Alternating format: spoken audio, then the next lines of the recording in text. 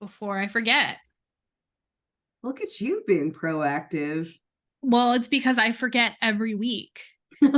Last week, Stephanie had her Google Home remind me because I did the session from her house and I still forgot. Well, I'm proud of this progress. This is really big. Thank you. I'm so happy I was on this momentous day. We're all growing and changing every day.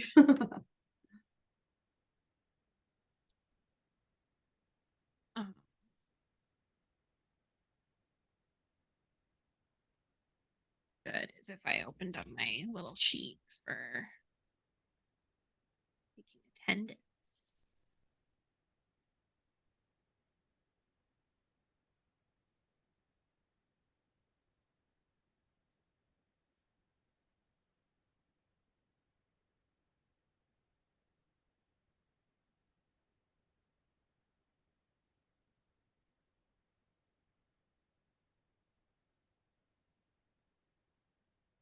Right, I have Ash. I do not yet have. Do I have Cecile? I do not. There's Riley. Riley, and I was gonna say if Riley missed today, I'd hunt her. Big trouble. There would be violence. Elicity told me she was gonna be late. Jordan's here. Jeremiah's here. Naomi's here. Did I see Jaden? Not yet. Lav is here. Andy, Emily, and Honora. Okay.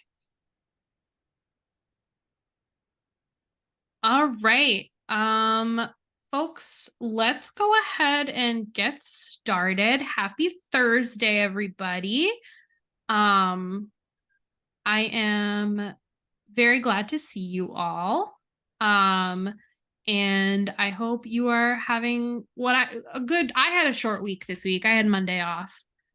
So if you also had Monday off, I hope it was a nice restful Labor Day. If not, I hope customers were not too crappy to you, as they often can be. So why don't we go ahead? So Jill, our presenter, I'm gonna actually go ahead and let Jill introduce herself, and maybe she can run us through this very good icebreaker that she has set up for us. Okay, thank you. Hi friends, I'm Jill. Hi Riley. I I have a fun little intro slide that we'll do in a bit, but I work for a playground company, and my job specifically is to connect the disability community with just how we create play in an intentional way, and just how do we educate people to create the most inclusive play possible. And I'll talk a little bit more about that, but kicking off, I would love to pose the question: if you could be best friends with any animated character, who would it be and why? I predominantly pick creatures who love to eat and love to party because I love all of those things. And Emperor Cusco seems like he would just be a really good time. Like, we would vibe. And Poe, I mean, his dad owns a dumpling noodle shop. Like that, that's the connections I want to make to be successful in my life. So if anybody wants to kick this off, either in the chat or unmute, let me know. Abby, actually, I'm gonna start with you. Who would you pick? Sure. Oh, okay. So I'll also ask for folks to remind us of their name and pronouns. So I'm Abby. I use she, they pronouns. If I could be best friends with any animated character, it would be Stitch from Lilo and Stitch, because he's my favorite little guy. He's just a little guy. He's just a little guy. He's just a little guy, and I love him so much. And I want him to bake me a loaf of bread the size of my oven, much like he does at the end of Lilo and Stitch. So I will popcorn it over to Rachel. My name is Rachel, she, her, and if I could have any animated character, it would have to be Ariel from The Little Mermaid. I've always loved that movie ever since I was little, and I have a huge interest in mermaids, so I think it would be fun to be a mermaid with her. And also in the background, if guys can see, kind of, let's see. I just recently, when I saw the Little Mermaid movie at Regal, they gave me the poster, so I have the live action Little Mermaid poster in the background. Oh, that is excellent. Mm-hmm. This is Shika. Can you hear me? We can. Okay. I'll mute now. Thank right, you, Rachel. Excellent choice. Rachel, who should go next? I think Erica should go next. Okay, so my name is Erica. I use she, her pronouns, and if I could be friends with any animated character, I don't. This is really hard, but I'm kind of gonna steal Abby's choice and say Stitch. Is it also to bake you giant bread, or? I just think he's really cute, and he reminds me of a French bulldog, and I love those. So Excellent. I love it. All right, who are you passing it to? I'll pass it to Hika. Hello, this is Shika. Can you hear me? We can. Hey, this is Shika from Georgia, from Disability Link in the social work field, case management. And my pronouns are she, her. I'm from Georgia. And I would say for me would be just any Disney princess. I just love Disney and the Universal. So excited for Disneyland in the California area. And just went to Disney World. Just went to Universal for my birthday for Labor Day. So just love Harry Potter and Disney, and don't really have a favorite. Can't really decide. So That's fine. They'd all be fun to hang with. yeah.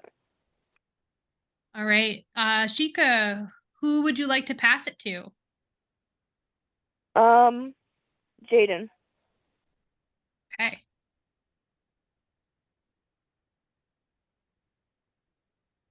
Let's see. I saw Jaden here a second ago. Did he disconnect? He did. Okay, so I think I saw him join from his phone, and then I think he disconnected. So let's pass it to someone else and we'll come back to him when he rejoins us. Andy. Hi there.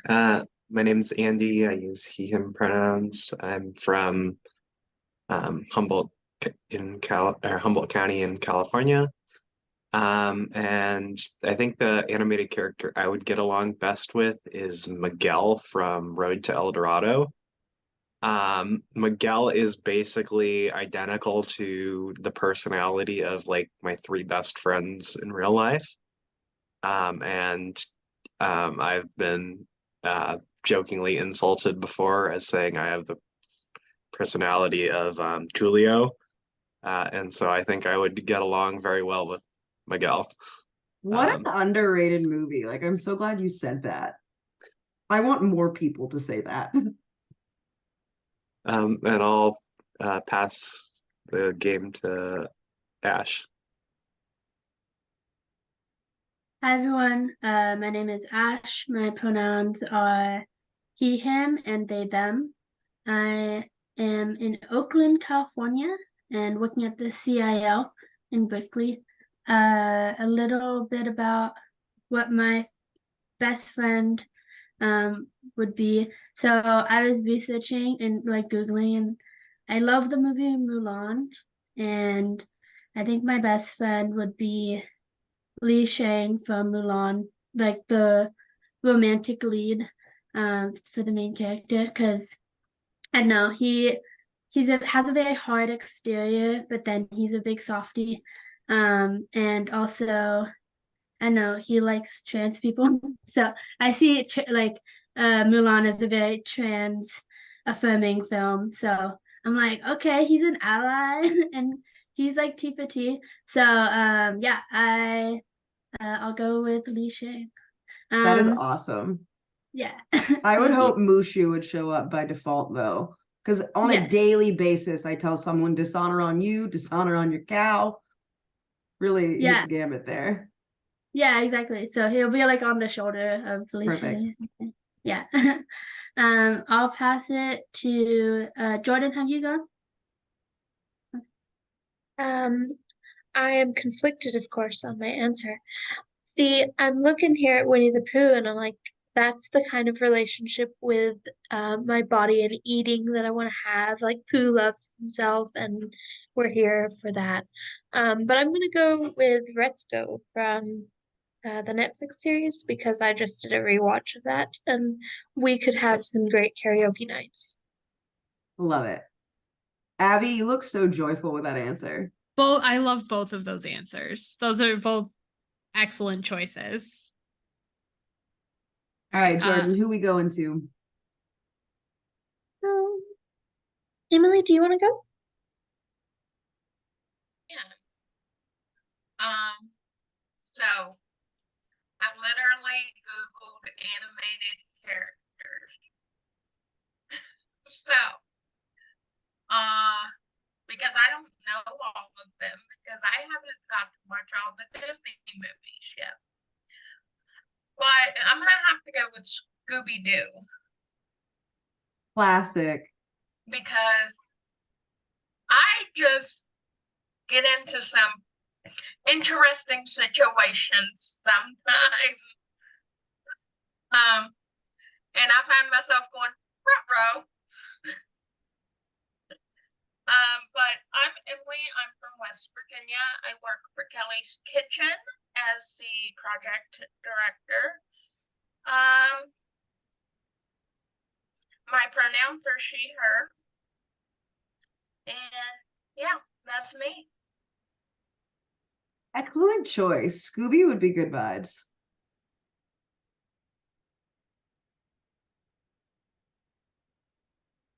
Emily, who do you want to pass it to? I totally forgot about that.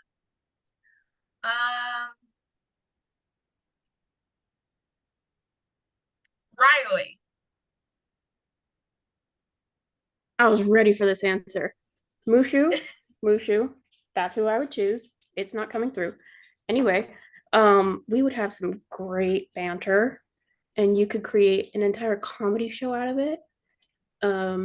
Anyway, my name is Riley. I use she, her pronouns, and I'm from Oregon. Excellent. I'm glad Mushu and Mulan are carrying the team here. That's excellent. All right, Riley, who to?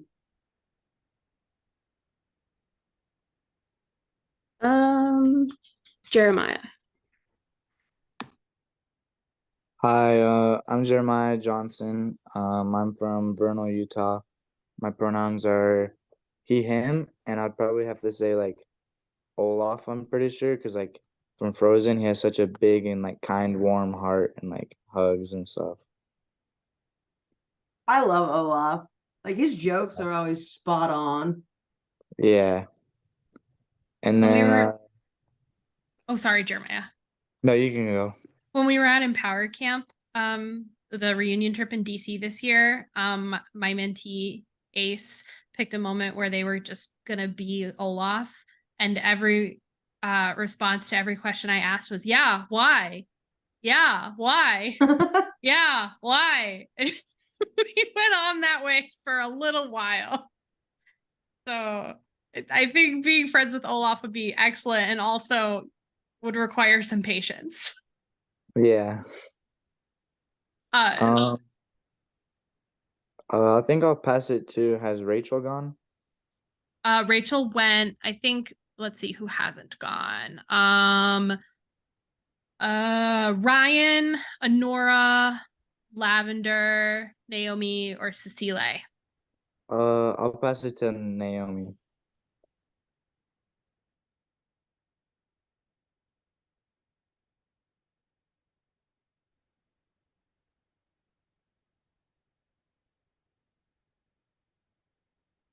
Naomi, I'm not sure if you can hear us. I see you're on and connected to audio. Oh, there you are.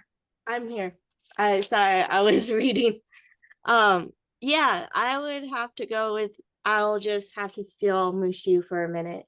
Mushu is dear to my heart, and to Jill, I say dishonor on you, dishonor on your family so much. Mostly with my brother. It's a banter we have, but no, he's dear to my heart. But I have to give props to Poe. Love Poe. Best friends. I feel like he could teach me the ways of creating amazing dumplings, and I've always wanted to create amazing dumplings. The people on TikTok make dumplings look so easy. I think about that every time. I know, I've tried. It's hard. For real. So yeah, I'm Naomi. I use she, her pronouns, and I'm from Washington, the state, and I'll pass it on to Lavender. Thank you. Hello, I am Lavender. I use she, they pronouns. I'm from upstate New York and I am currently in upstate New York. I moved back home yesterday.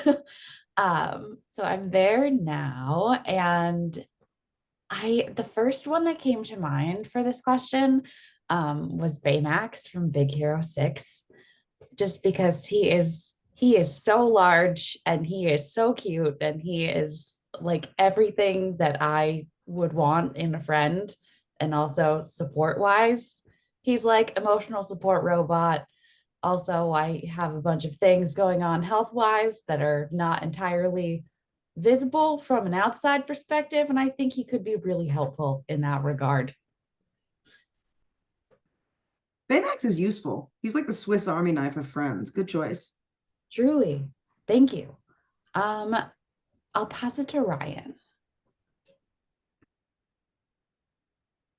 Hi, my name is Ryan.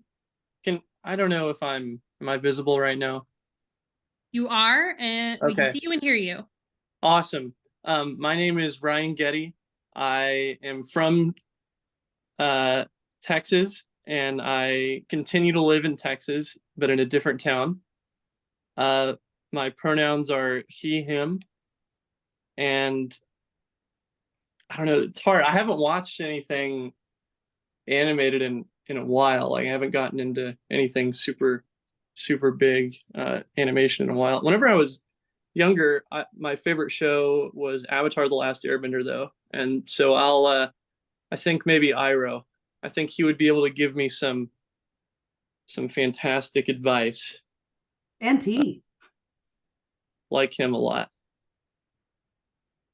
Big And love. for the life of me, I don't know who's left. It's got to be only one or two people.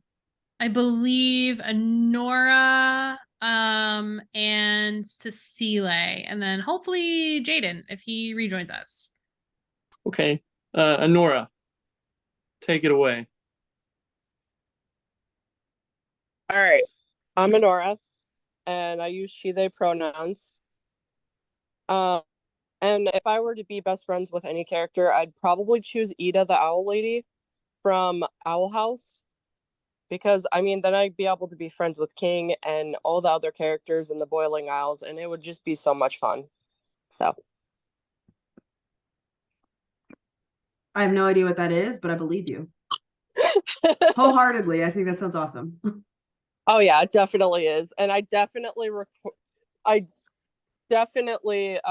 suggest watching Owl House. It's great. It's made by, I think, the wife of the person who created Gravity Falls. Cool. Yeah. I'll put it on my list. I have a pending list of all the things I need to look at. And I actually do it, so I might follow up with you on that. All right. I will pass it to Cecile. Hi, I'm Cecile. I am in Idaho, and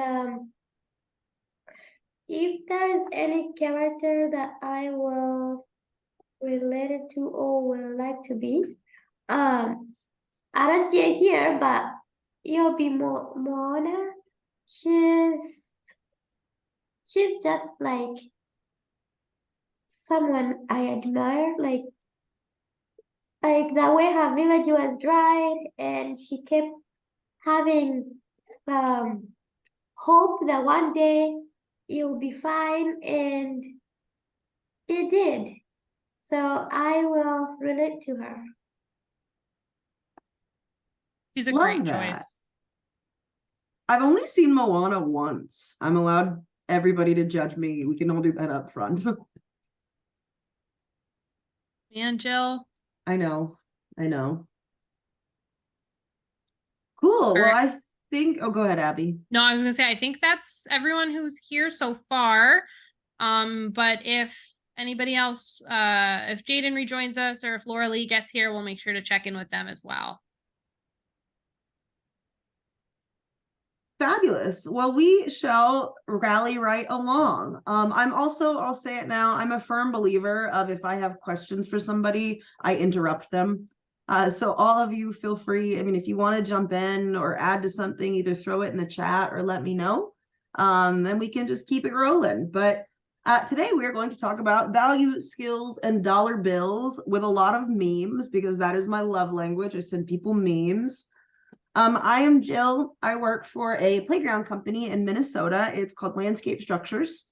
And my job specifically, like I said, I get to work all things inclusive play. So I get to connect my disability and my lived experience, as well as the disability community, with our designers, with how we educate people, basically our whole conversation, because we really want to embrace this idea of nothing about us without us. And that's to say that we can't design for disabled people without including disabled people.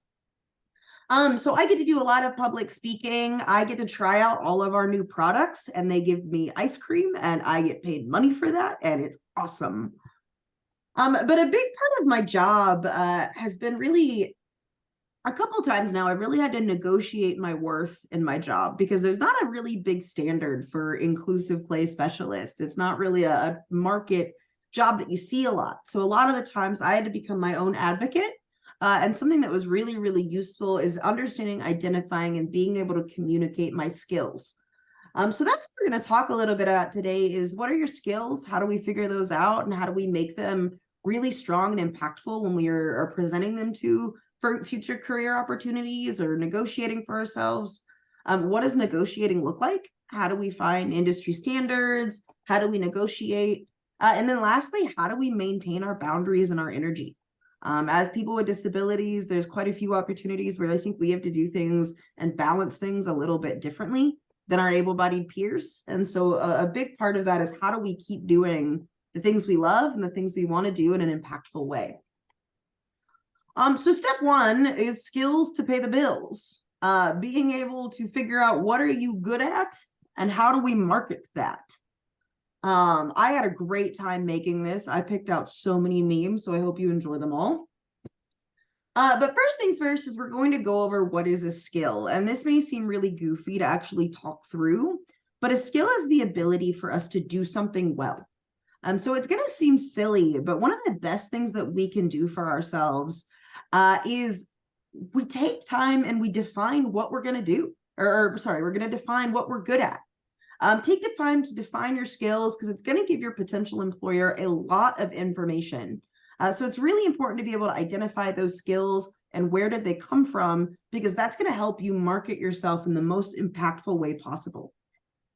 And you develop skills through your training, through experiences, through your life, that are going to improve your ability to do certain tasks. And if we can identify those skills and what they are and what they look like, that is going to make us a lot more marketable to our employers. So research, fun facts say that the most common interviewing mistake is not to be able to talk about your job skills. And this is probably because you don't necessarily think about every single thing you do in a day. A lot of this point, whatever you guys are at with your education, career, your life, a lot of the skills you have are completely automatic to you. So try to remember any training or education you had, such as schooling, previous employment, and think about, and I would love if somebody could give me an example here of what was something you did that was really challenging at first, but then after a while it became to feel a lot more natural because you got more skilled at it. Does anybody have an example of what that would be?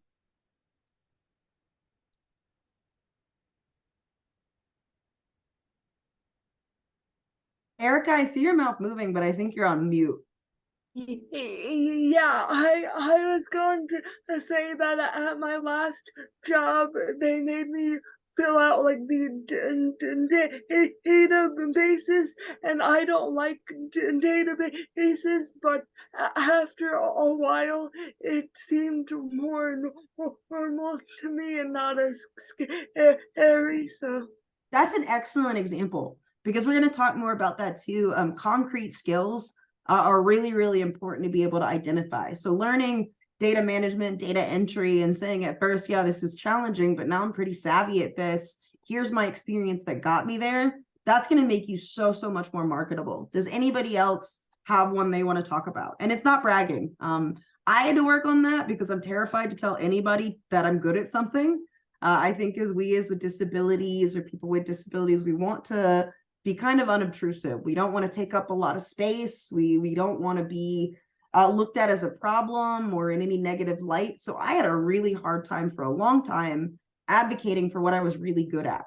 And even if I was starting to say it, I didn't want to own it completely. I try to do like a humble brag. So it's not bragging if it's the truth. So does anybody have something that they want to mention? Same thing of a skill that they developed? I'm a youth program coordinator and plan a lot of like events and everything. And I think I didn't realize how much logistics went into like planning, like, okay, it's going to be at this time, at this event, and I have to talk to these people to make sure that this event happens. So I think one of the skills is like event planning and coordinating logistics. I like that. Excellent. The logistics coordination. Cool. We're going to keep checking along, but thank you guys. So, I mean, next thing we're going to do is we're going to look at how do we organize our skills and how do we group that? How do we list that on a resume? Riley, I saw you in the comments. You asked your manager to pay for your conference attendance. Negotiation, that's awesome. Being able to make a case for yourself and to advocate for yourself. So we're going to divide our skills into 3 basic types. So start thinking on things you're good at. You guys mentioned a couple already, but we're going to start with our technical skills. So these are often called the hard skills. They're abilities that we've learned in a particular job or a particular type of job that can be gained from life experiences such as the classroom, online, practice, repetition, anywhere where you've picked up a tangible hard skill. So it might be operating a certain kind of equipment. I mean, if you're forklift certified, that's a technical skill. Specific types of software. I went to school, I studied industrial design. So I learned how to use a lot of CAD softwares, a lot of Photoshop, InDesign, which Riley once told me I'm an old lady for using Adobe Creative Suite because apparently there are newer and trendier programs. Thanks. But those are technical hard skills. So creating videos, budget plannings, Ash, like you said, logistics, or Erica, like data management. So any sort of hard skill or technical skill you may have learned in time. Then there are self-management skills. So these are referred to as our soft skills. So oftentimes these are going to be the skills that are going to tell our employers if we fit within the personality of a company. So these are skills that are going to allow an individual to control your thoughts, feelings, actions. If you were a very angry and loud person and weren't able to control that, that would not be a skill you'd want to mention, but obviously you wouldn't want to be hired if they thought you were going to be an angry person. That'd be bad vibes. So it really helps to take these skills and be able to give an example of them. So honest, adaptable, enthusiastic, creative, anytime where you've experienced a soft skill and been able to say, okay, this is really where it showed itself and what was good about it. Self-management, for example, when I was in college and I was getting my interview for my job, I was asked to give an example of a time I utilized communication and organizational skills. These are both soft skills, so I had to be able to back this up with an anecdote. So the example I gave, it was a group project that I ended up being the leader on. I was not the best 3D modeler. I was not the best at creating woodwork prototypes. I wasn't the best at graphic design, but I was really, really good at allocating tasks. That I could see the skills in other people and delegate that it was their time to do it, ensure they felt like their ideas were heard, that they were contributed, that they were valued, and that we were communicating on the same page. So I was able to say my communication and organization, but I was able to back it up by when I exhibited those things. And so it's okay to leave some of these off though. I mean, if you're going through this and see things like, I would never, ever, ever in a million years tell somebody I was on time. That would be a blatant lie. I am late to everything and I'm going to own that. I am a perpetually late person. So, I mean, it's okay to be honest with yourself, but really think about the things you're good at and why you're good at them.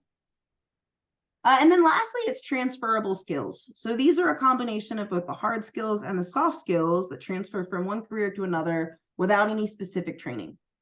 So think about skills you've consistently used between jobs or educational settings. So something like communication, listening, maybe working at the cell, like you said, logistics planning. You could carry that to another career. So gathering information, training others, public speaking, and written communication. Also, my dog is just into the room and she likes to grunt like a wheezing elephant. So if you all hear that, I swear it's not me. So now I say we try it out. So does anybody want to give some examples of some technical skills they may have? We'll go back to our definition here. But what would those technical skills be? Don't be shy. I promise Jill doesn't bite. And if you're if you're not sure what your technical skills might be, it's also okay to ask. Yeah, we can talk through that. Last time we did this class, a lot of the times people would mention skills that they're super proud of, and then we as a collective would really determine what kind of skill that was, what backs it up, and what's one of those things that they could use going forward in their careers. So if anybody just wants to throw something out, we can talk through that.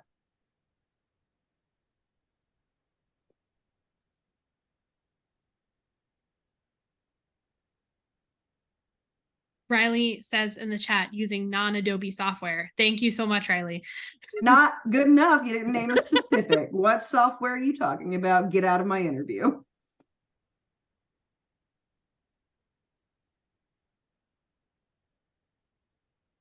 I guess.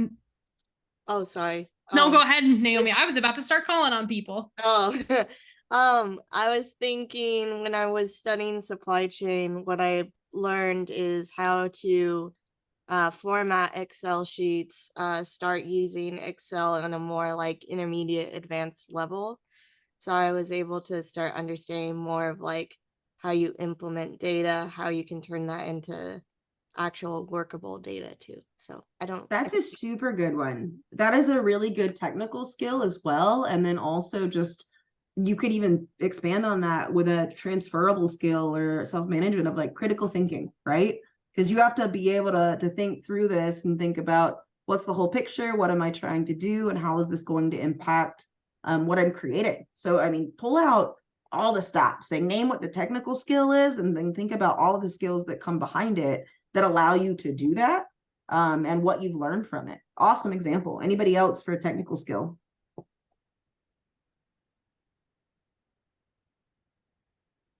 You guys have to answer or I'll be sad. Using Canva. Excellent. A non-Adobe software. Thank you, Emily. Canva is an excellent one. Yeah. The graphic development, that's again, technical skill. One last example for technical skill.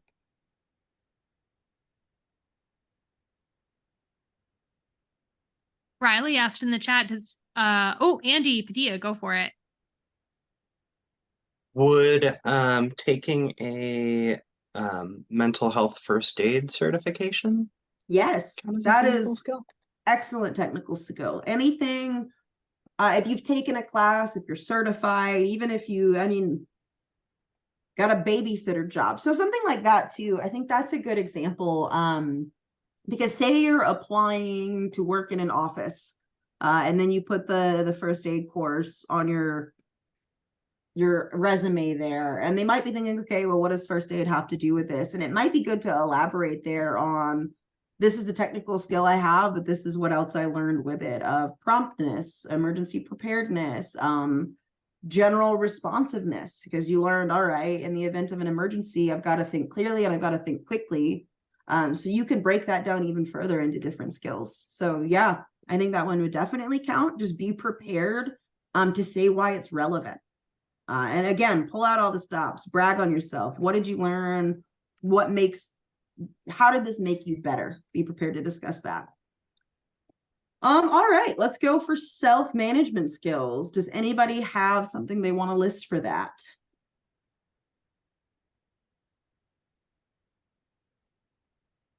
Let me ask for a show of hands. Who here feels like they are an empathetic listener?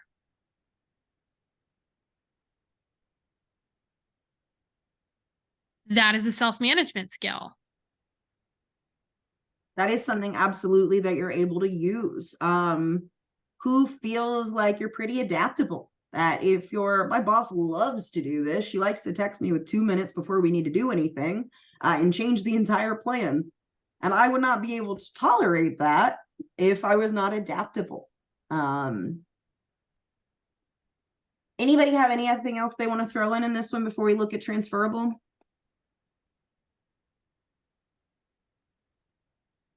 Or maybe how about we just hop to transferable, because this one's a good one, I think, to think on. How many of you, maybe somebody give me an example of moving from one job to another and a skill that served you in both places. Or even just moving from school to another job, if anybody has an example. Andy, I was hoping you would raise your hand. This is a good one for you. Yeah, so for me, storytelling has been a skill that's really, my ability to storytell has been a very transferable skill. I've worked in kind of a variety of like college-based education settings. Then I worked for the Park Service, and now I work at a Center for Independent Living. And that ability to share and inspire through narrative has been something that's really helped me. That's awesome. That's a really, really good example. I love that. Yeah, so okay, I think we've done a pretty good job at the grouping and just being able to list those out. I mean, really think about those skills you've learned, because this is going to be really valuable when you're creating a resume that's going to be impactful. Going into communicating your skills. So this is the big one. Thinking about our resumes when we want to communicate to future employers, or if we're negotiating our worth, or really just communicating where and how we use this skill. So everything is going to be better if you ground it in an example. So describe the answer by saying what's the who, the what, the when, the why, and the how. For example, I mean, think about our disabilities. Anything that comes with this, anything that we experience that's proved valuable. For my example, what I thought about here is I work in a very male-dominated field. And something I really had to work on was boosting my confidence and my ability to articulate my ideas. So I had to improve both of those skills. To Andy's point, I had to build my narrative skills to get people to pay attention to me. And so if I list my lived experience of disability, I'm able to say that and where it has served me specifically in my field. And I can indicate where it's proven to be useful and really what skills are supported by that and where it all ties together. So being able to articulate my ideas and this first person experience of a disability, it's become a really invaluable skill in my career.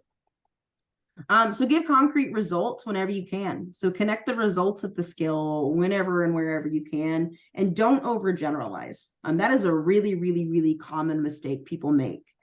So going into an interview, does anybody, this is a pet peeve, but whenever somebody says I'm a people person, what does that mean necessarily? Do you love people? Do you enjoy talking with them? Of what aspects are a people person? What makes you that? So dissect that a little bit. What does make you a people person? What describes this? More of your tremendous skills would be, you'd be so much more impressive than saying you're a people person by saying you're outgoing, you're friendly, you're a good listener, you're extroverted, approachable, etc. All of those things are going to sound like a better skill than just overgeneralizing and calling yourself a people person. So what's specific to disability in your role? So again, I have that lived experience in a design and public speaking field, and I can connect the two. Anybody have any questions on skills before we get into the fun and exciting topic, which is money? I had a question that's tied to skills. You said that you sometimes talk about the lived experience of disability in an interview. How do you navigate disability disclosure, perhaps with a potential employer that you're not super familiar with?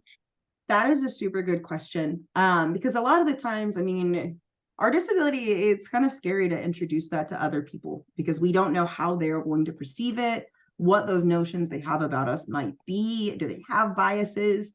But for me, going into that interview, I knew my disability was going to be my biggest asset.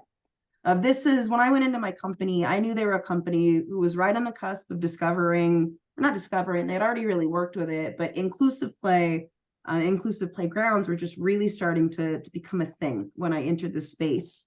And there was nobody better to talk about an inclusive playground experience than somebody with a disability who was impacted by that. So for me, I knew going in and saying like, this is my disability, this is my connection to design, this is how I use my disability within public speaking. Identifying that was going to be my biggest asset, and I needed to own that. And if they, in this interview, didn't like that, or if they started to form these biases, that was going to be to their detriment. So I went in pretty confident knowing that my disability was really going to help me. I say, I mean, really just use it as a judgment call. If you feel like you're going into a space and can say, okay, I have a disability, I know how design for disability needs to work, that's going to make you a more viable employee. So instead of just saying you have a disability lived experience, identify what part of that is going to be the most valuable for your employer, if you feel it's even worth bringing up at all, because you certainly don't have to. In my case, it was really, really critical that I did, though, if that makes sense. Ash, what you got? Hi, what advice do you have for answering interview questions if interviews make you really anxious? Like I like to public speak, but like when I'm in an interview setting, it's really overwhelming. Versus like when I'm doing practice interviews with like friends or other people, like it's exactly what I want to say, but I just like kind of blunder it during an interview. Yeah. I think one of the most useful things I did for myself, I forget things really, really quickly. Like if somebody asks me a hard question that I'm an expert on and I get overwhelmed, I will forget everything I've ever known.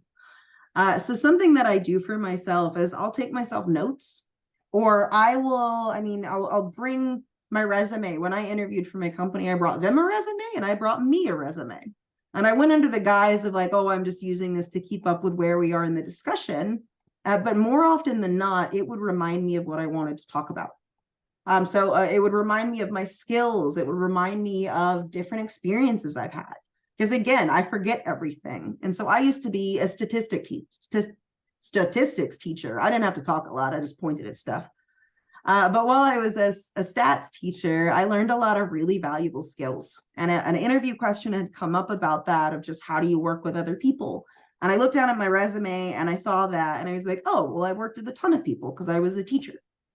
So I do things that remind myself of things I want to touch on, like the value of my resume. I practice a lot, and also look up common interview questions.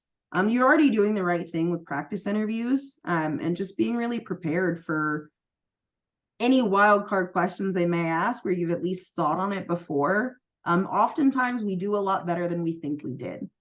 So I'd say just do anything you can to remind yourself when you're in the moment. I hope that helps. Also, Jordan, I hope I answered your question as well. I think it was Jordan or Naomi. Yes, thank you. Okay. That makes sense. Yeah, Cool. that was really helpful. Thank you. Yay. All right, anything else? Awesome. Let's go to money. So dollar bills, figuring out what you are worth. So I will tell this story and we're going to circle back to it a fair bit. When I started my job, I was really in an intern position. I'd never been to an inclusive playground in my entire life, so I knew nothing about what we were talking about. So when I entered the field, I really didn't know my worth, and I had a really, really hard time articulating why I should be the one to continue to do this job. And so over COVID, we had a really, really big layoff, and I acquired about 4 different people, different aspects of their jobs. And then a year later, I had to come in and say, hey, I deserve more money because I've been doing these jobs and I've been doing them really well. So it's a really good idea to get an idea of just what's your salary supposed to be, What kind of things do you need to ask for? Bear in mind, where are you at in the market? And just really think through the money aspect of it. So searching for a starting salary in the field. When I started, this was from last year, but I feel the numbers aren't going to be super different. But entry-level industrial designer's job, if you look on ZipRecruiter.com, there's lots and lots of resources out there to look what salaries look like in your field. The starting salary is going to be about $47,000. And so something that I think is really valuable that I wish somebody had spent more time talking to me about is that number is not forever. It is not permanent at any means. It can change quickly if you learn how to negotiate your wages and really speak about your worth.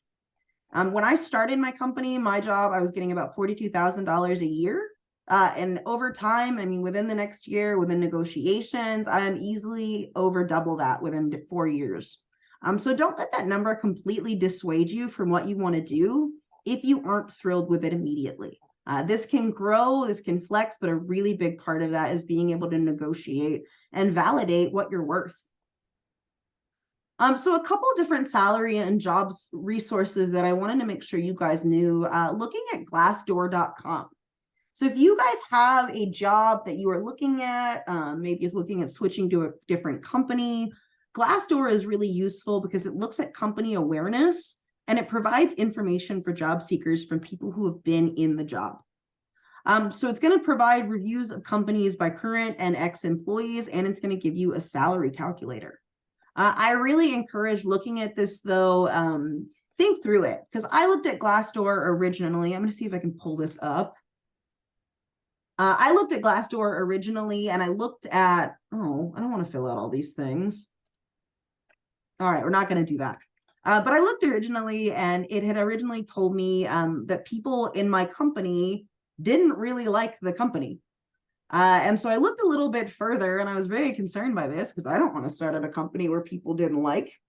And I looked a little bit further and I found that everybody who had a complaint worked in a manufacturing facility that wasn't even affiliated with us. It was like a loose connection of us that really didn't reflect what it's like to be working for the main company. So look through those reviews. Think about what that looks like. I was joining the marketing team, not a manufacturing group out in Dallas. So think about what you want to do, look at those, see what the reviews are, and it's going to give you a good idea of what you're going to do and what that's going to look like. Another one, I'm going to pick on Riley again for this because she made fun of me for it, but LinkedIn is a really useful resource. Building up your LinkedIn page, this was like a competition me and my classmates had in college, was who had the better LinkedIn, because it's social media, but for professional connections. It also kind of acts as our living resume. I use my LinkedIn to post things like if I've done a blog post or if we had a super cool playground design get created and what's that look like? Did we educate people while we were at the playground to let people know what I'm up to in that professional capacity? This is a very good networking tool. I have people, I'm not looking for other jobs at all, but I've had people reach out to me to offer jobs. That's a really great way to share industry updates, connect with other people who are in your field. So don't be like Riley and knock LinkedIn. Maybe she just bullied me though, so. I will say, sorry, Jill. No, go ahead. So y'all who are here as part of Lead On, one of the cool things that happens when you're all done with this is that we may or may not be able to reach out to you to connect you to cool opportunities. And so recently I was reached out to I had the White House reach out to me and say, hey, we want some youth to talk about a particular topic at this symposium thing that we're doing. Do you know anybody? And I said, here, I have these 3 people, and they were all past Lead On people who I knew had interest in that particular topic. And you know what I sent the White House? Their LinkedIns. Because their LinkedIns were really nice, easy summations of representations of those people and their skills and their experiences. So I'm not saying you have to update your LinkedIn, but like maybe next year if the White House reaches out to me again and I can try to connect you to things, I might send them your LinkedIn if it's built out. So just a Thank thought. you. Thank you. It's one of the easiest. I like their interface a lot. It's one of the easiest way to communicate. What is your experience? So it's saying the previous jobs you've had, where you've been educated, where did you volunteer? What are your skills, awards, languages? All of those things that we put on our resumes, it's on our LinkedIn. So I really encourage you to flush it out. Connect with people you may know, because you really never know who's going to reach out, what kind of connections you're going to create. I'm a big LinkedIn fan just because it makes everything really transparent, and it's a lot easier than trying to develop that one-page resume. And you're following Ryan Reynolds. Following Ryan Reynolds? Mint Mobile? That's a phone I never knew I wanted. Then lastly, just some salary websites. So payscale.com, I took a look at them. They have a really useful college salary report. So it provides kind of the lowdown on what do you expect to make from each major. And so highest paying bachelor degrees, highest paying associate degrees, where did you go to school? And it's going to create this collective information on what you can kind of expect when you're entering the field. And then salary.com, they have a really good job. They list salary info, including data such as cost of living, calculators, comparison tools, list of benefits, and negotiation tips. Oh no, I have a typo. I apologize to you all. That'll eat away at me for the next 3 days. So something like this, I mean, we can take a look at it. So an industrial designer in Minneapolis. So something like this, it's going to pull up industrial designer, and then we're going to be able to take a look. It's going to calculate a lot of salary data for us on what that necessarily looks like. And I trust a lot of you can be able to figure this out on your own. But just to give you an idea of what we're seeing, so it'll show you the median salary, location, years of experience, anything that can affect your pay. And this is going to give you an idea of what you should be thinking about, what you should be asking for in your current market. I had a really hard time with this because my job was pretty vague. There's not a lot of data for an inclusive play specialist. So something I did was I took a look at quite a few different things that I do in my job. I do design, I do marketing, I do public speaking, and I got a good idea of what those numbers look like together so that I could find a rate that I find really competitive. See, Andy, thank you. Voted for a person for the Board of Professional Development purely because she was the only one to have a LinkedIn page. It is super useful. And Riley, you're right. Your LinkedIn did improve. Proud of you for that. It's bomb. Awesome. When I was go at on. my last job, so I'm a board certified music therapist, and I up until I started working at April, I was working full time as a board certified music therapist. And there was no statewide data on what music therapists should be making in the state of Massachusetts where I live. So what I did was I looked at the Department of Labor's information on occupational therapists, because we have the same education level. We are both master's level fields. And I was able to advocate for myself to get a raise because we had an OT working at my organization, and she was making, I think, over double what I made. And so I didn't get that big of a raise, but I said, hey, I have more education than this person because she was allowed to keep, what is the word? The word we used to say is grandfathered, but we don't use that word anymore. And I can't remember what the other word is, but basically she didn't have to have a master's because she'd been working for so long. So I had more education than her and was making half of what she was making. Oh, hell no. Hate that. I was able to advocate for a raise. So that information exists out there, and you can game it to your own needs. Yeah. Don't be afraid to kind of finesse it and see what's going to fit best for you. All right. Lastly, negotiating your worth and not being terrified of it. I was terrified when I had to do this.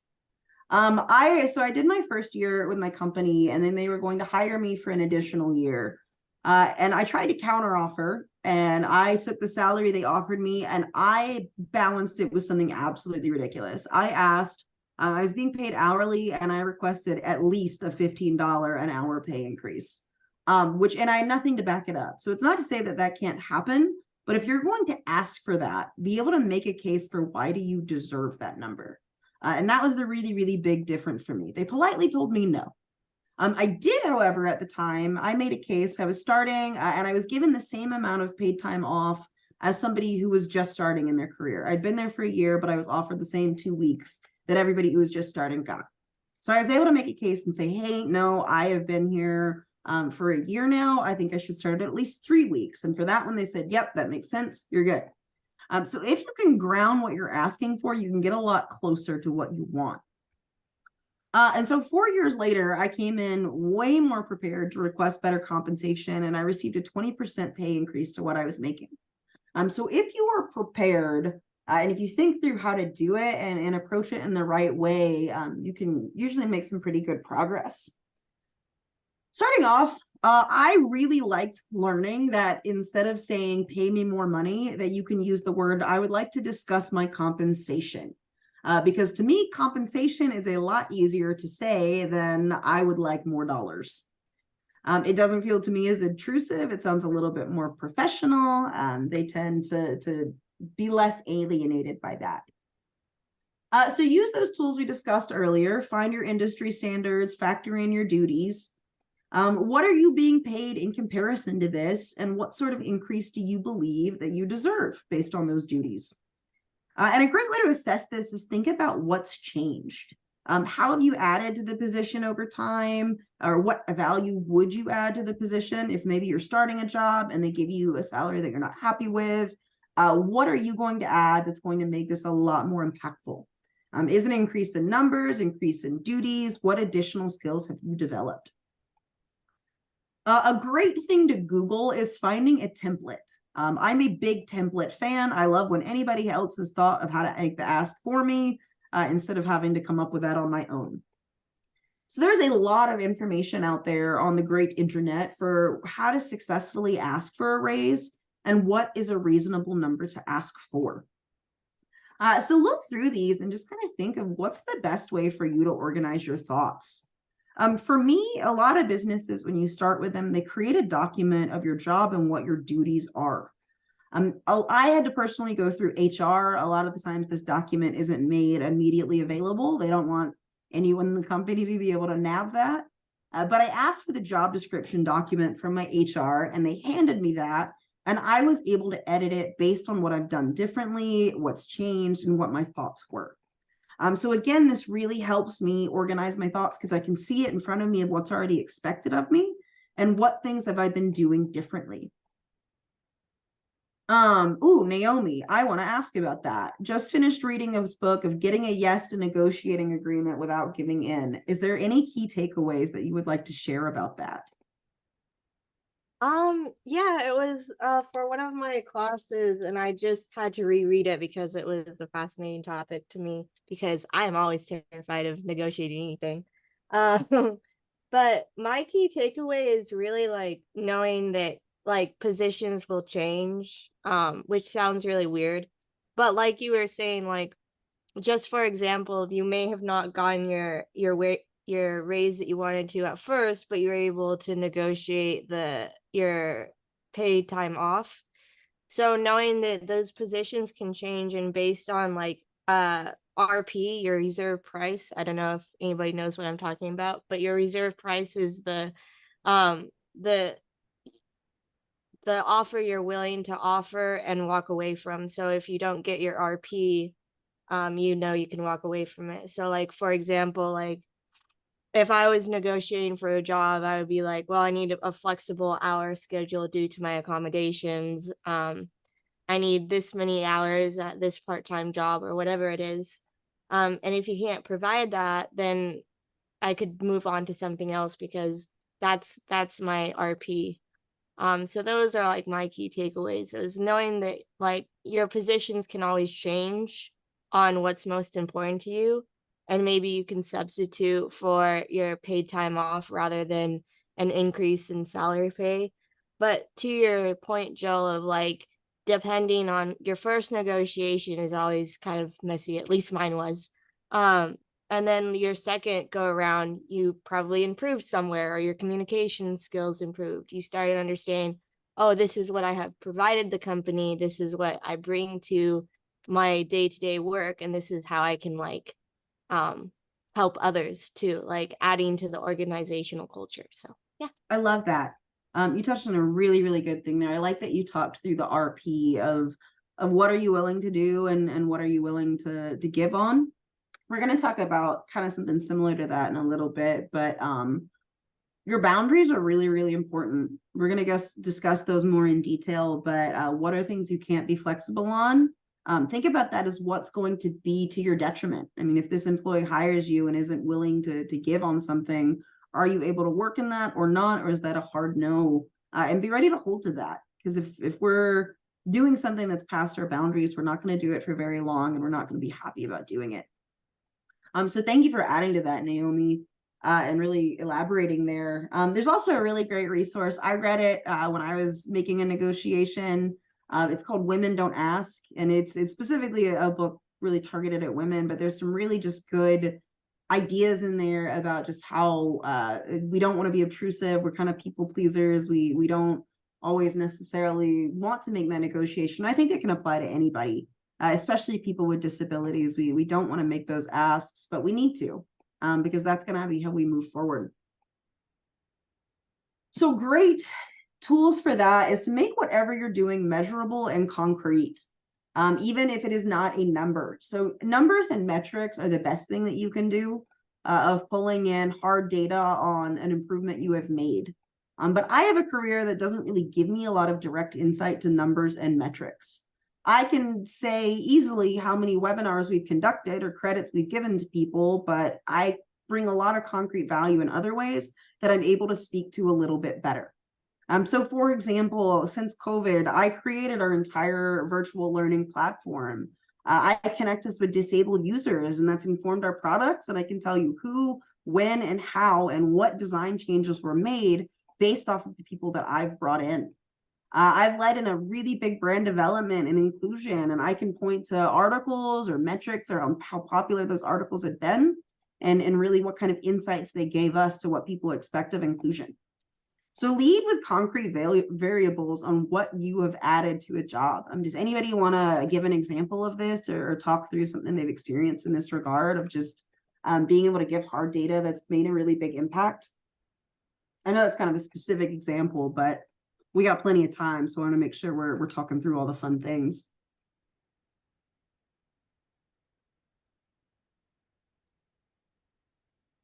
I've got one. Oh, go for it, ahead. Riley. No, you go. So, I work in social media and communication, and I've worked at my job now for 4 months, and it's an internship. And basically, the whole time I've been using Twitter. Twitter has been able to give us statistics about our viewer count. And since I started, and I'm the only intern, since I started, we have met our goal of like 2 posts per week on top of everything else that we do.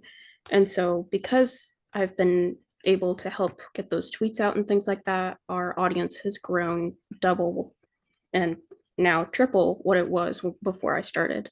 So that type of information I am going to keep a hold of, keep in my back pocket, and then use later.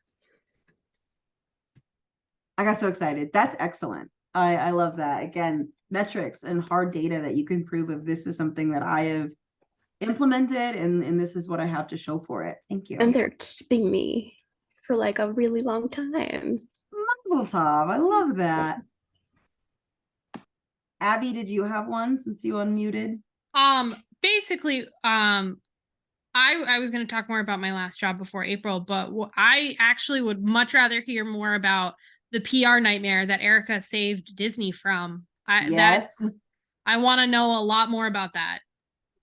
Well, I was consulting on an upcoming project, and they had a question about like Halloween costumes and using mobility aids in them. And I was like, let's not sell the mobility aid as part of the costume. We would rather not have that. Neat. Like that feels so obvious, but also, boy, am I so glad that you were there to stop them from doing that. Because if I got on shopdisney.com and they said now selling a brand new rollator to go with your Disney character costume, I think I would literally explode. Thanks for y'all fighting the good fight. I love that. Anybody else? Thank you for saving Disney from the blunder. Anybody else have anything they want to add? Last thing I want to. Oh, sorry. Go ahead. It's Emily. So I could talk a little bit about a past experience, a place I am no longer working, and I am so freaking excited about not working there. So I was working at Subway. I was a team member. I was not a team leader. I was not a manager. I was not nothing. I was just supposed to go there, make some sandwiches, and leave. And things just kept getting added. Hey, we need you to train this person. We need you to do the schedule for next week. We need you to do the truck order for next week. Mind you, I had zero training in how to do this. I mean, I did it, but then like after a few weeks, I was like, okay, this is y'all taking advantage of me, and I'm done with it. And so I was like, I either get a raise or I'm leaving. And so they gave me a raise, which I was like, okay. So that kept me there for a little bit longer. And then they said, because we gave you a raise, we want you to do this, this, and this on top of everything else. When the raise was supposed to compensate for what I was already doing, that was not in my original job description. And so it was my first year in DC with Empower Her, actually. I met Kelly Timmons, and she was like, I have a job for you. And so I was like, okay, we'll meet after camp, you know. So April of this year, we were able to meet up because of some crazy stuff going on. April 1st, she offered me a job, and then I turned in my 2 weeks on April 1st at Subway. They thought it was an April Fool's joke and did not take me seriously. So come April 15th, I didn't show up for work at Subway because my 2 weeks was done by that point.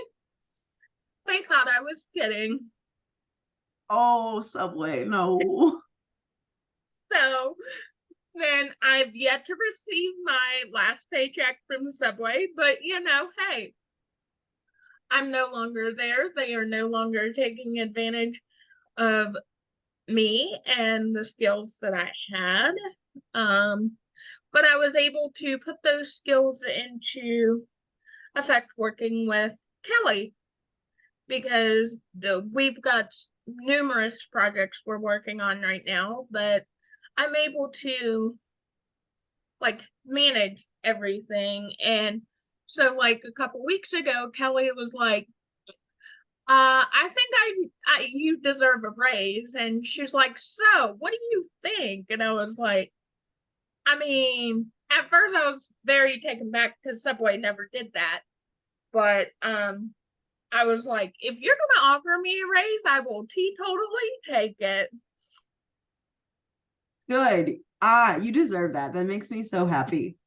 I love there that you touched on, though. I think that's a common folly that can happen to people, is you ask for a raise to compensate for the new things you were doing, and they gave you the raise, and then they're like, great, here's more things.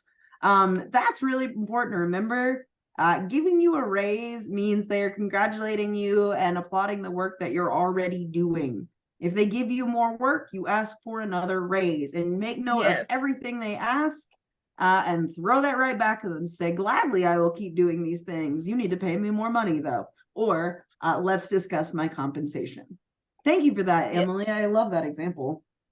I'm mad at Subway now. I've never been so mad at a sandwich establishment.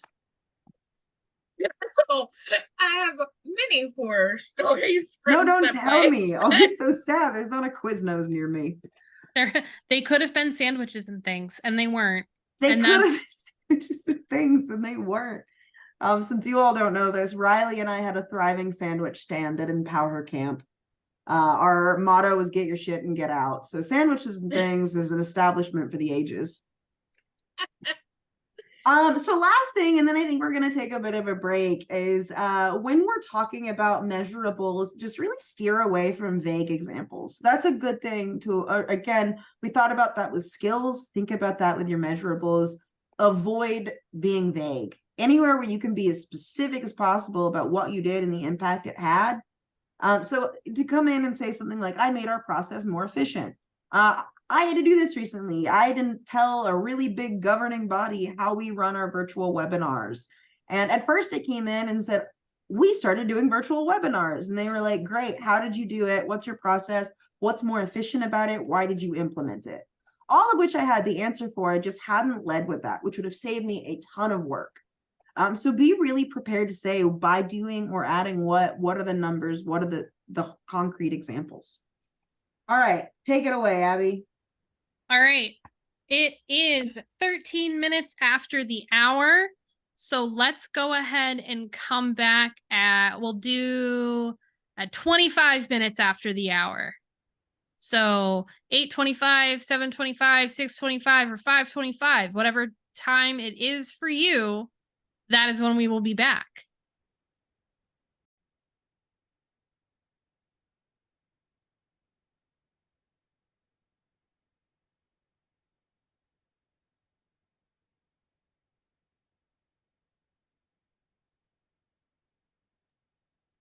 Hello, I think my headphones might have just died. Let's work on plugging those in real quick before we get restarted. They were glowing red for a little while and I was choosing to ignore it. Rookie. Oh, well, I can still hear you, so apparently they're not fully dead. Okay.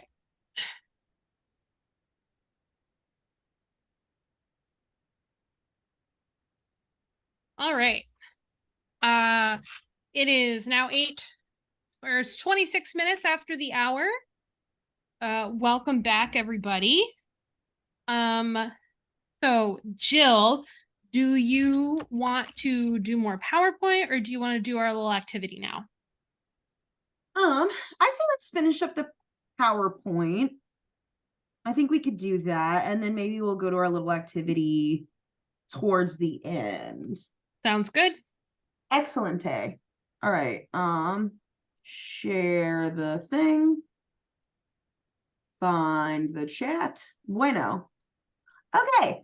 The last thing I want to talk about with you guys, and I want to talk about this because I think too, at the end of this, we'll have time to discuss this as well, is your boundaries and energy, because it's really, really, really important for us to be aware of that. I did not do a good job at that when I started my job, or really at like any point in my life until recently.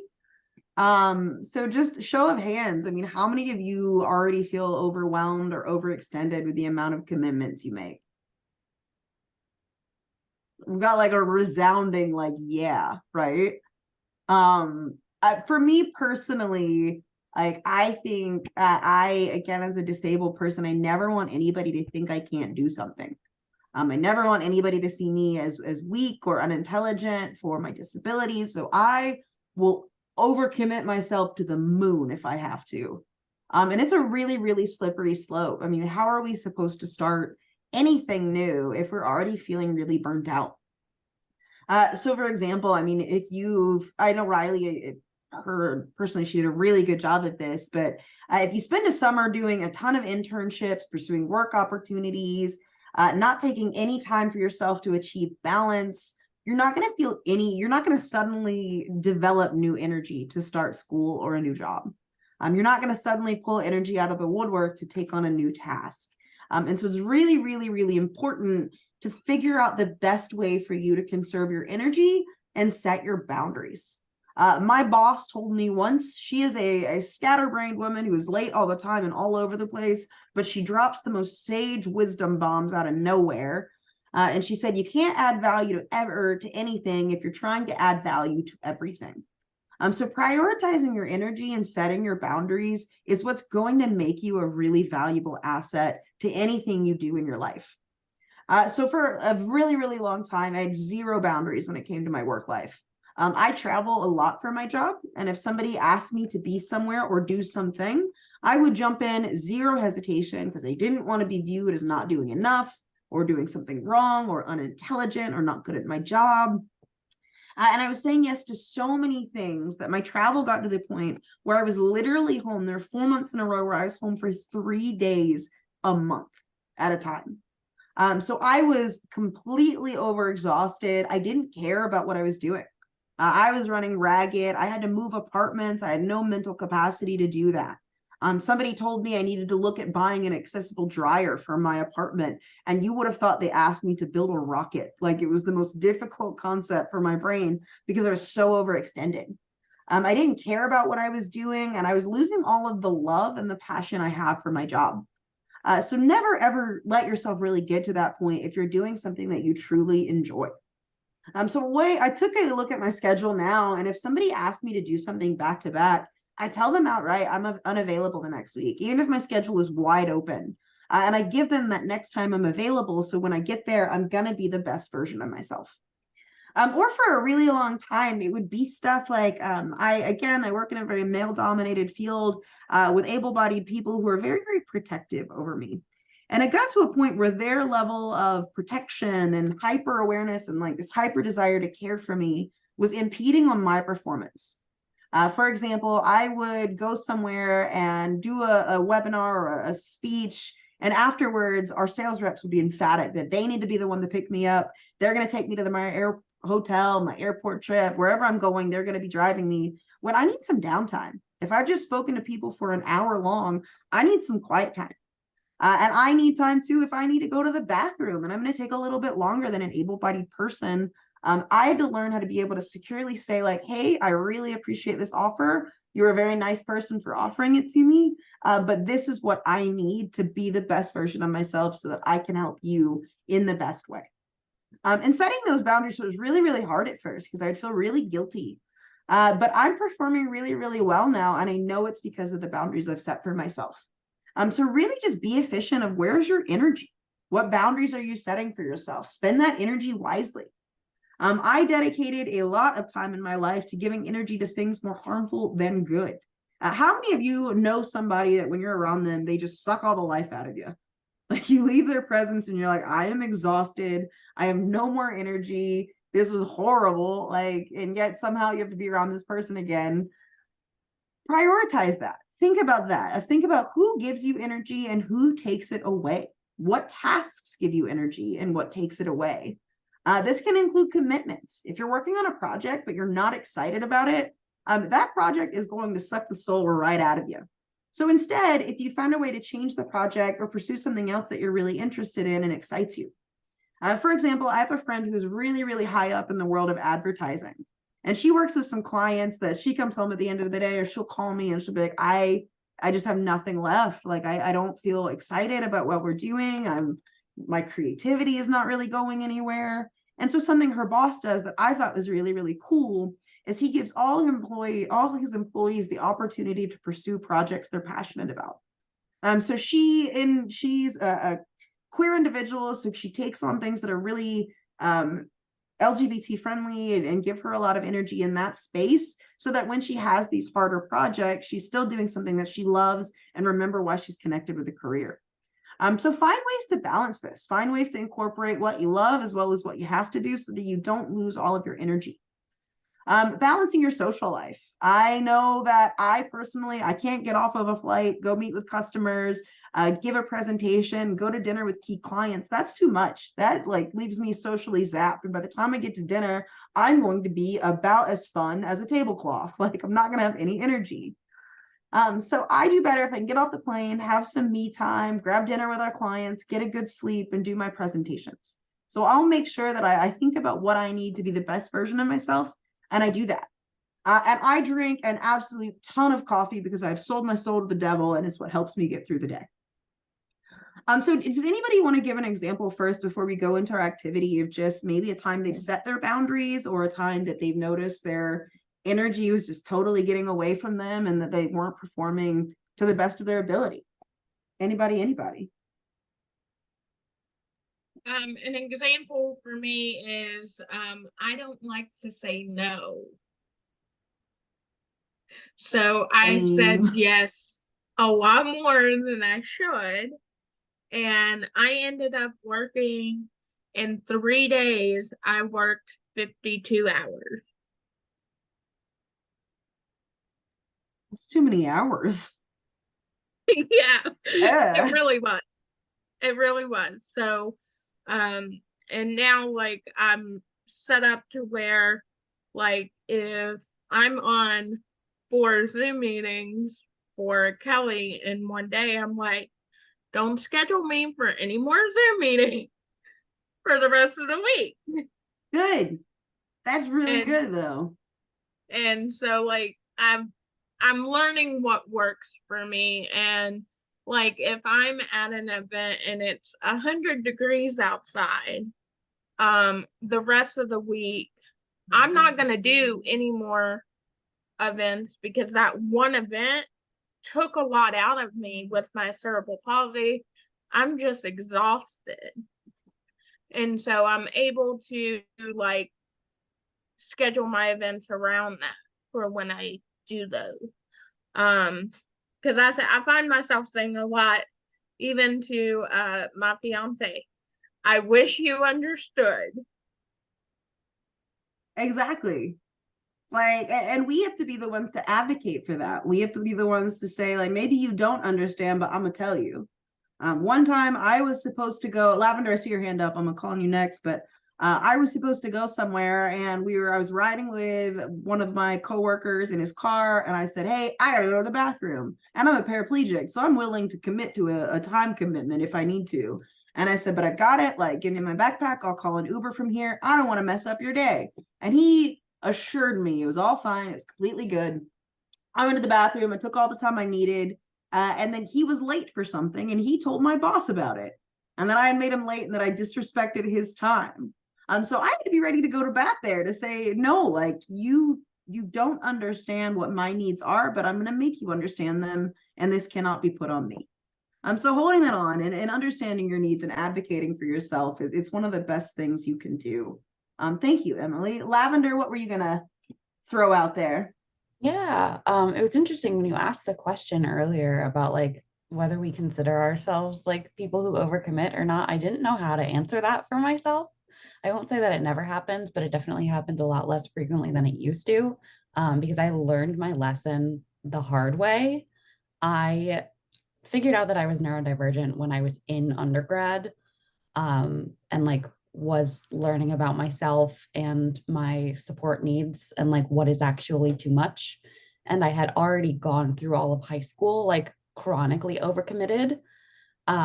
So by the time I reached the end of undergrad, like I thought about dropping out of undergrad at least once a week because I was so burnt out. I was massively depressed. I didn't have the energy for anything. And then the like first time that I ever really set a hard boundary was when I decided for myself that I wasn't going to go straight into grad school right away. And I thought that I was only going to be taking a gap year. But that was even the year quote unquote limit was even because I had other people like trying to pressure me into going back to school quicker because I got the, oh, well, if you don't go back now, like you'll never go type thing. And I'm actually applying to grad school now to start in the spring of 2024. So I graduated in spring of 21. That's Um, awesome though. I love that you bring that up. Like so much of that was external forces and this expectation for other people, but what does that mean? It has to fit us. Like, sorry, I cut you off there. I just Oh, get so that's okay. excited. Thank you. But like, yeah, the past few years have really been an exercise in like learning what my limits are and like really being very firm with my boundaries because I know what burnout looks like and it's not fun. And I don't want that for myself ever again. So I'm going to be really diligent about advocating for myself going forwards. Thank you for sharing that. I love that. That's huge. Thank you. Anybody else want to throw in something there?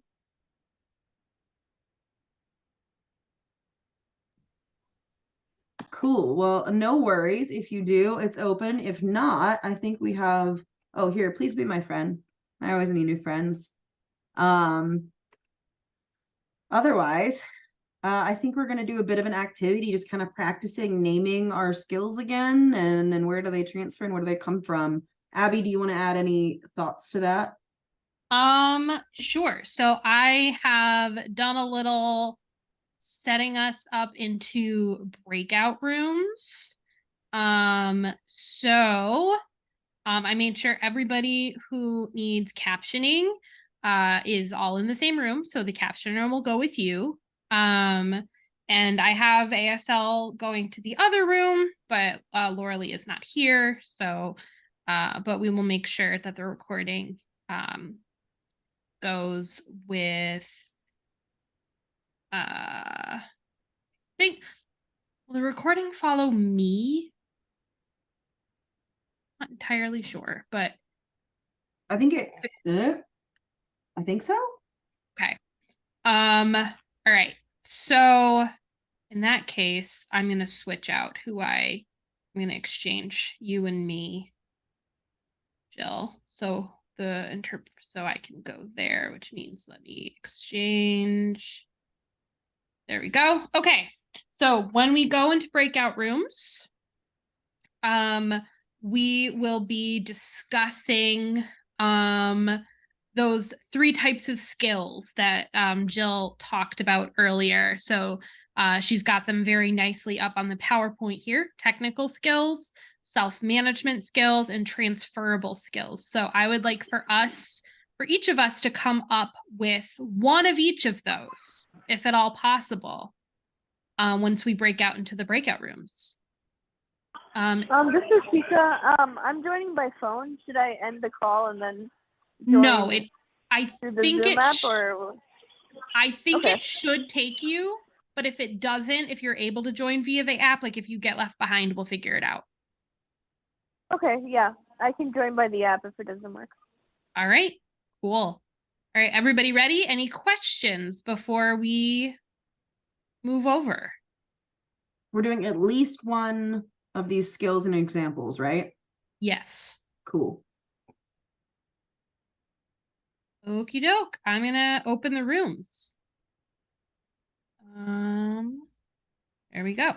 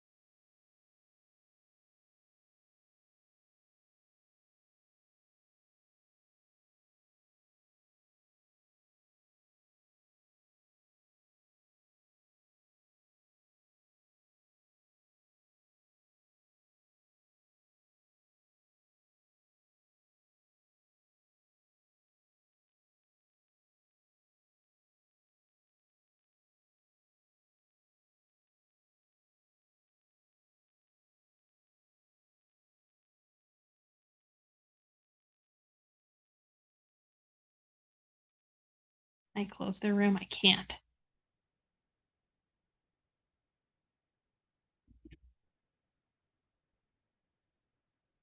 I'm just saying, room 2 was punctual. That's all I'm saying. We can add that to our self-management skills. Exactly. Jill did say that she is well known for not being on time. And I was gonna say,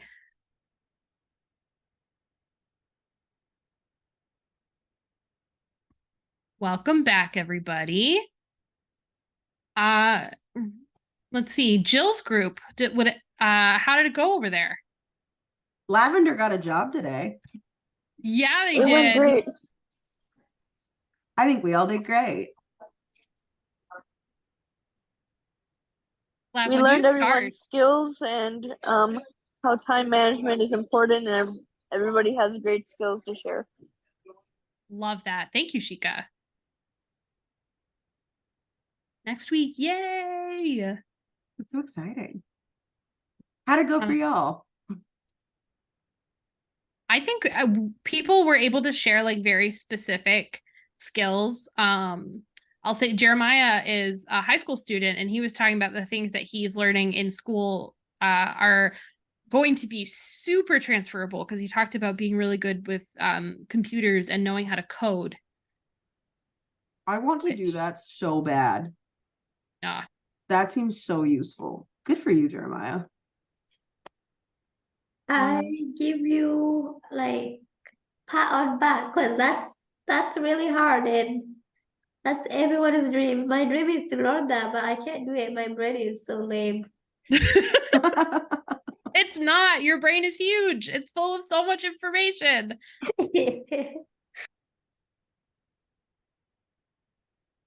All right. Great work, everybody. Any last minute questions for Jill before we call it a night?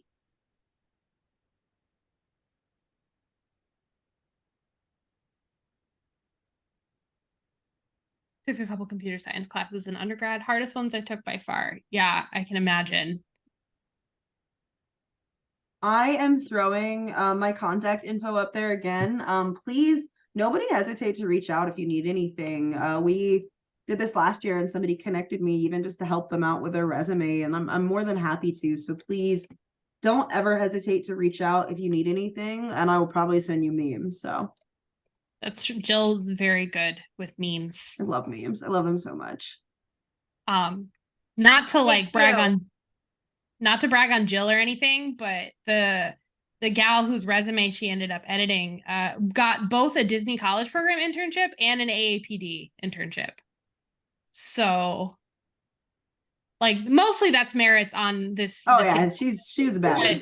Wait, Abby, is this Sapphire? Sure was Sapphire.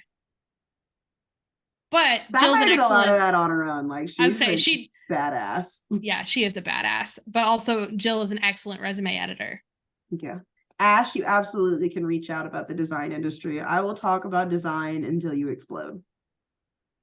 That's awesome. I am dying to learn more. So happy to. Yeah. Joe. Yes, ma'am. Speaking of your job, do we have a follow-up on the one thing that I emailed you back about a couple months ago? Maybe I'll have to double check in on it with the sales rep. Emily's trying to build an inclusive playground in her community, so I'm trying to help with that. I will take a look and see where that landed. I'll put it on my list. Okay, awesome.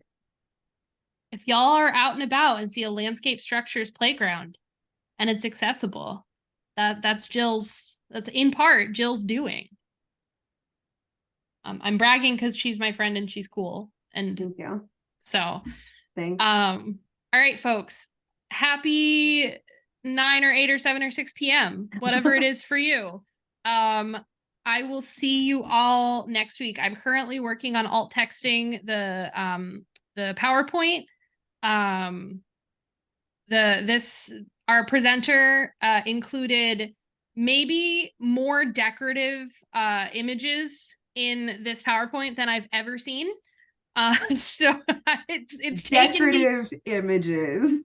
Well, that's what it's literally called when you alt text things. Like you can mark a figure as decorative, so it doesn't have to be like if it doesn't bring anything else to the slide other than like visual interest. I just want to know how you'd alt text that. Blob of man snorts coffee beans. How did I? Did you? Is that one in the slides that I No, have? I surprised you. I added that Okay, one. I was I'm gonna sorry, that was say. a challenge round. No, it's okay. If you send it to me, I will have to alt text it. So you'll find out if I send it back to you. This is my new favorite hobby. Thanks. All right, folks, don't forget to send in your journals. Journals are due 48 hours ahead. I know I said 24 hours in an email one time. I was wrong. I was the one who set the deadline, and it's 48. So we have time to read them and give people a chance to respond if we need to. So next Tuesday at whatever time class would start on Thursday, that's what time your journal's due to the person it's due to. Otherwise, have a great weekend, and I'll see you all next week.